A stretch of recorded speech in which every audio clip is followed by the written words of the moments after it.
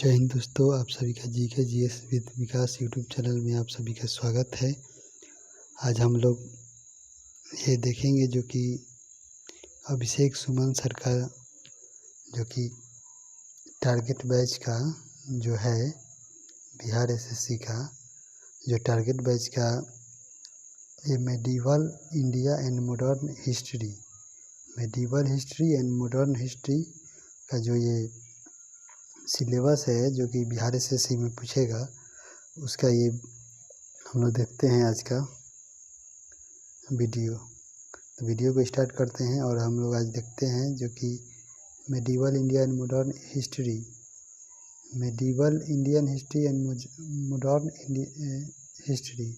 ये जो अभिषेक सुमन सर का जो नोट्स है इससे हम लोग देखते हैं आज। तो यहाँ पे पहला है आपका हिस्ट्री को 3 भागों में बांटा गया है। पहला है एंशिएंट, दूसरा है मेडिएवल, तीसरा है मॉडर्न।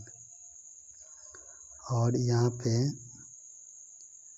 देख लेते हैं हम आगे इनको कितने भागों में बांटा गया है। तो आगे इसको यहाँ पे एंशिएंट इंडिया जो है इसको pre historic, pro historic, historic यानी प्राग ऐतिहासिक, आध ऐतिहासिक और ऐतिहासिक, ये 3 भाग में बांटा गया है। और यहाँ पे प्राग ऐतिहासिक को 2 पार्ट में बांटा गया है। इसमें है स्टोन एज है यानी पाषाण काल है, और यहाँ पे सेकेंड नंबर पे है कॉपर एज यानी ताम्रकाल है। और यहाँ पे ताम्रकाल का जो एज है ये 3000 BC से 2000 BC है। और यहाँ पे हिस्टोरिक एज का जो यहाँ पे साल है ये है 600 BC से 712 AD यानी 600 वर्ष पूर्व से 700 वर्ष तक ये हिस्टोरिक एज है। और यहाँ पे मेडाइवल का जो है 712 ईस्वी से 1707 ईस्वी। और यहाँ पे मॉडर्न इंडिया का जो मॉडर्न हिस्ट्री का जो पार्ट है इसमें है 1707 से 1947 तक। और यहाँ पे नीचे यहीं पे आपका यहाँ पे स्टोन एज को, यहाँ पे जो स्टोन एज था यानी पाषाण काल था, इसको 3 भागों में जो इतिहासकार थे उन्होंने 3 भागों में बांटा है। और यहाँ पे है पहला पूरा पाषाण काल, मध्य पाषाण काल और नव पाषाण काल। तो यहाँ पे पूरा पाषाण काल का जो एज है ये 5 लाख ईस्वी पूर्व से 8000 ईस्वी पूर्व तक। और यहाँ पे मध्य पाषाण काल का जो एज है ये है आपका 8000 ईस्वी पूर्व से 4000 ईस्वी पूर्व। और यहाँ पे नव पाषाण काल का जो एज है ये 4000 ईस्वी पूर्व से 2500 ईस्वी पूर्व तक। तो ये आपका हो गया, मतलब जैसे पाठ है वो आगे हम लोग बढ़ जाते हैं और आगे देखते हैं। यहाँ पे प्रो हिस्टोरिक यानी प्राग ऐतिहासिक। तो प्राग ऐतिहासिक में यहाँ पे इंडस वैली सिविलाइजेशन और वैदिक सिविलाइजेशन के बारे में हम लोग पढ़ेंगे। और यहाँ पे आगे हम लोग देखते हैं यहाँ पे इस्लाम के फाउंडर थे हज़रत मोहम्मद साहब। इनका जन्म मक्का में हुआ था 570 AD में यानी 570 ईस्वी में। और ये इनलाइट यानी प्रकाशमान हुए 610 ईस्वी में, जो कि हीरा केव है जो 7वीं शताब्दी में है। और आगे हम लोग बढ़ते हैं और देखते हैं इनके बारे में। तो यहाँ पे इन्होंने 622 ईस्वी में जो यात्रा की थी मक्का से मदीना के बीच में, और इसी को हजरत कहा जाता है। मक्का से मदीना की जो यात्रा है, जो जर्नी है, उसको हम लोग हिजारत कहा जाता है। और इन्होंने हज़रत मोहम्मद साहब ने हिजरी संवत जो कि 622 ईस्वी में स्टार्ट किया था। और यहाँ पे हज़रत मोहम्मद साहब के सन इन लॉ यानी दामाद अली थे और एक अबू अबू बाकर। इन्हें खलीफा कहा जाता है, इन्हें ही खलीफा कहा जाता है। और यहाँ पे इसके उत्तराधिकारी में यहाँ पे अबू बकर यानी सुन्नी, यहाँ पे उमर, उस्मान, अली यानी शिया, जो कि हुसैन मोहम्मद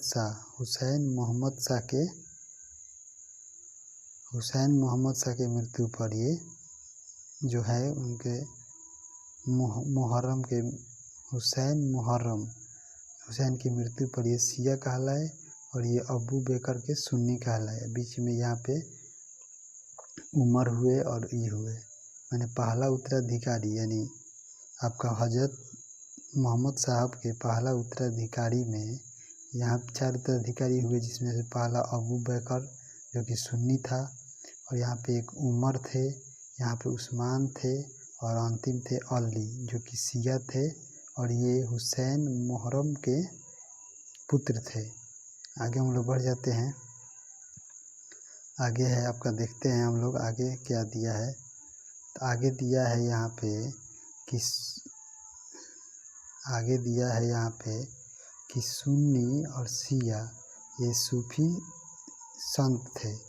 आगे हम लोग बढ़ जाते हैं और मेडाइवल इंडिया हम लोग स्टार्ट करते हैं। यहाँ पे मेडाइवल इंडिया जो कि 712 ईस्वी से लेकर मेडाइवल इंडिया जो था आपका 712 ईस्वी से लेकर 1707 के बीच के काल को हम लोग मध्यकालीन भारत के इतिहास 712 से 1707 के बीच में देखेंगे। तो यहाँ पे दिया है भारत में अरबों का आक्रमण। तो भारत में अरबों का आक्रमण पहला था मोहम्मद बिन कासिम जो कि 712 से 714 ईस्वी के बीच में किया था। भारत पर आक्रमण करने वाला पहला मुस्लिम मोहम्मद बिन कासिम था।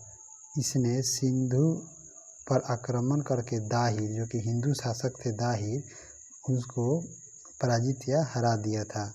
और भारत में जजिया कर लगाने वाला पहला मुस्लिम शासक तो ये मोहम्मद बिन कासिम था, जो कि कुल आय का 1/2 से 2/3 तक था, और ये विकलांग, विधवा और ब्राह्मणों को नहीं देना होता था। यानी मोहम्मद बिन कासिम ने विकलांग, विधवा और ब्राह्मणों से जजिया कर नहीं लिया, जो कि ये आगे हम लोग देखते हैं। आगे यहाँ पे दिया है इसने भारत में स्वर्ण सिक्के चलाए जिसे दिरहम कहा गया, दिरहम सिक्के कहते हैं। और इसके काल में चरक संहिता और पंचतंत्र, इसने चरक संहिता का अनुवाद अरबी में कराया, जिसे ऑरेलियन नामक अरबी विद्वान ने इन दोनों पुस्तक का अरबी में अनुवाद किया, पंचतंत्र और चरक संहिता। और यहाँ पे पंचतंत्र का नाम कालीलाल दिमना के नाम से कराया। और आगे हम लोग देखते हैं। आगे यहाँ पे तुर्क आक्रमण के बारे में हम लोग देखेंगे।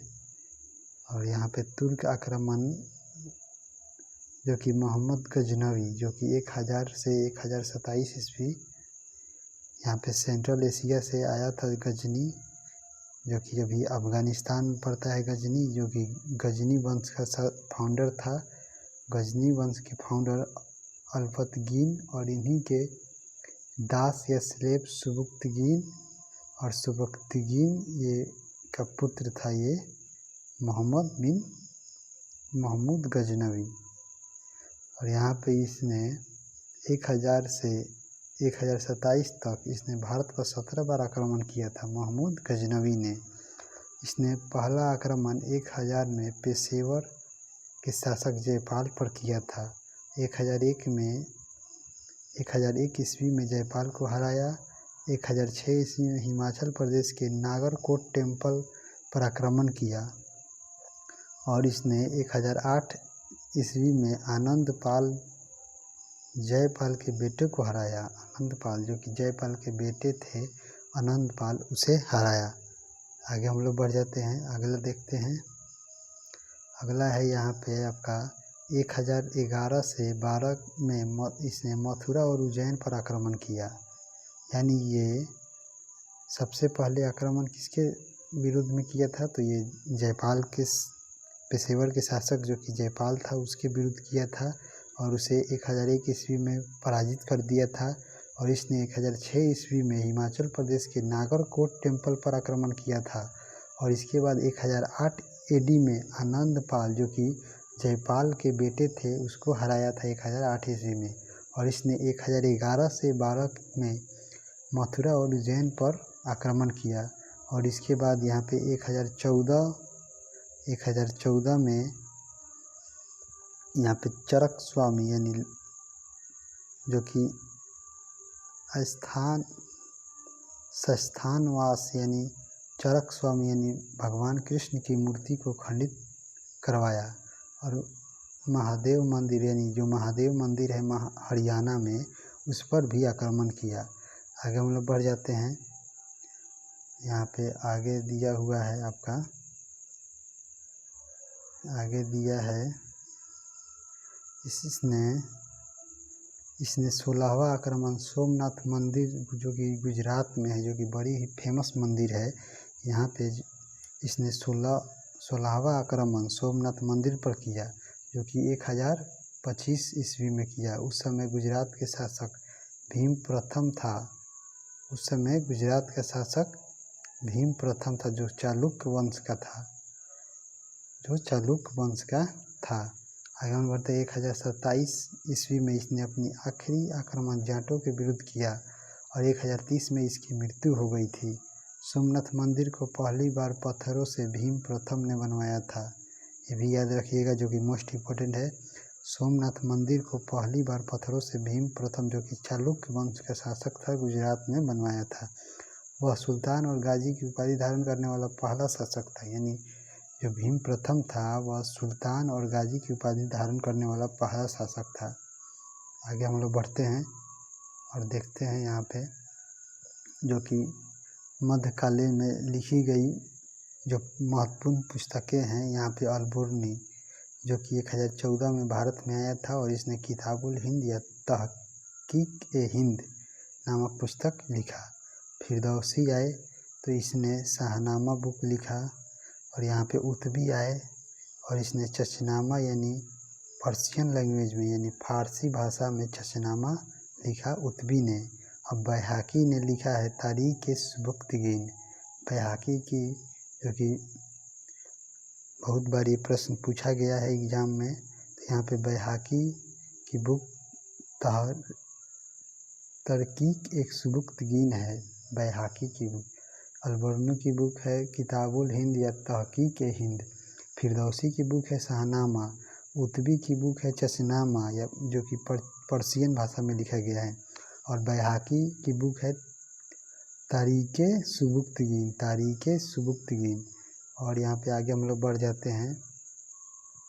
यहाँ पे आगे दिया हुआ है आपका अगला जो मोस्ट इम्पोर्टेंट शासक बना जो मोहम्मद गौरी जिसने 1075 से 1175 ईस्वी से 1206 ईस्वी तक जो कि रहा था भारत में। इसलिए फर्स्ट आक्रमण मुल्तान के करमाई जाति के मुसलमानों के पर आक्रमण किया। यानी मोहम्मद गौरी ने पहला आक्रमण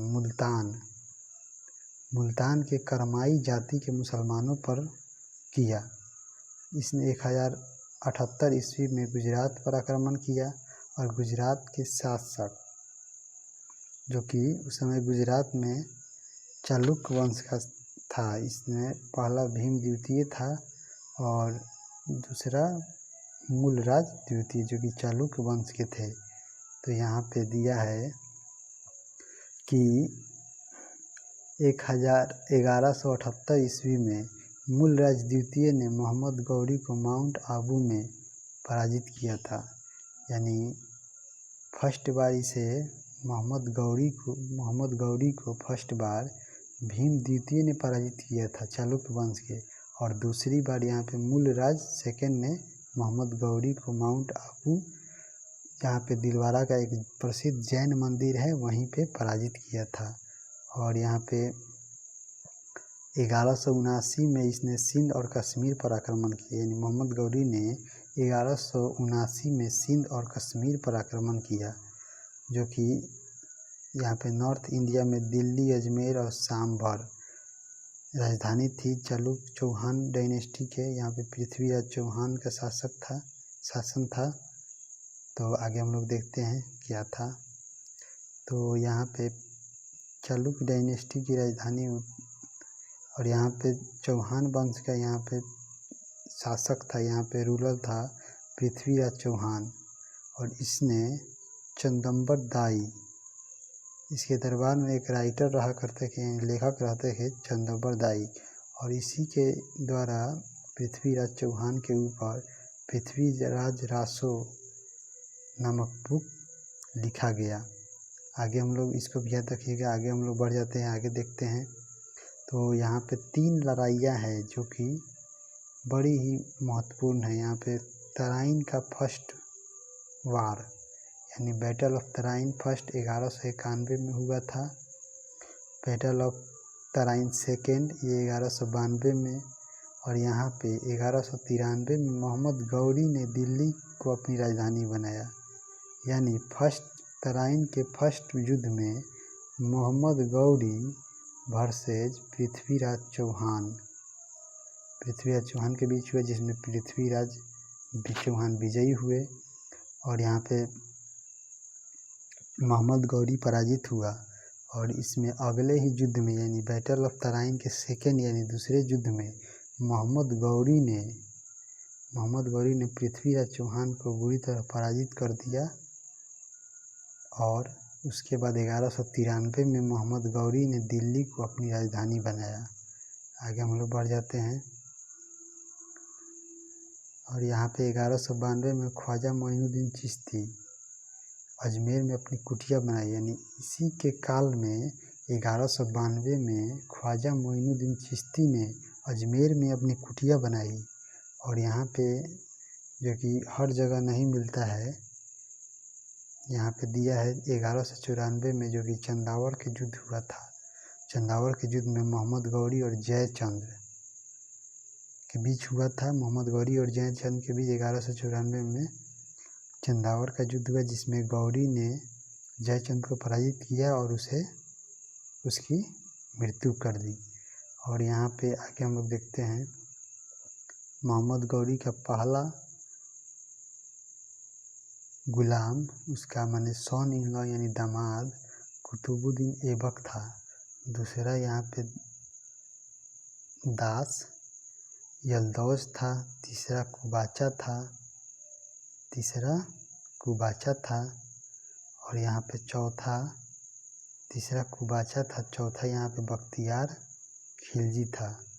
और यहीं पे एक बहुत ही बिहार से रिलेटेड बहुत ही महत्वपूर्ण घटना यहाँ पे घटी, जो कि बख्तियार खिलजी के द्वारा 1204 में नालंदा विश्वविद्यालय को नष्ट करना, इसकी स्थापना जो कि गुप्त वंश के शासक कुमारगुप्त प्रथम के द्वारा 413 में की गई थी। और ये भारत का सबसे पुराना यूनिवर्सिटी, यानी भारत का सबसे पुराना विश्वविद्यालय जो कि नालंदा विश्वविद्यालय है। और विश्व का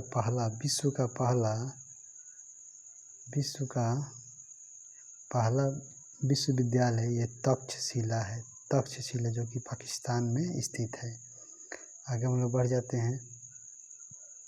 आगे देखते हैं यहाँ पे 1194 में कुव्वत उल इस्लाम मस्जिद दिल्ली में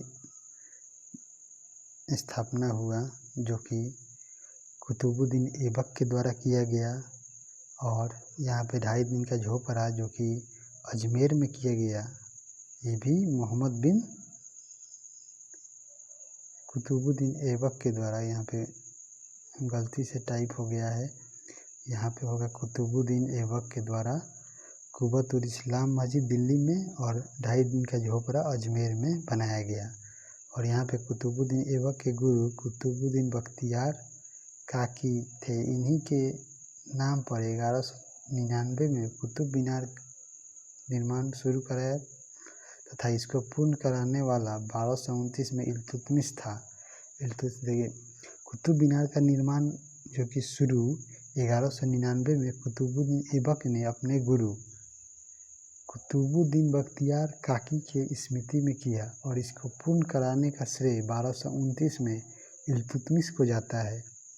और यहाँ पे 1206 में मोहम्मद गौरी की मृत्यु के बाद 1206 में मोहम्मद गौरी की मृत्यु के बाद कुतुबुद्दीन ऐबक को भारत का शासन मिल गया तथा यल्दौज को गजनी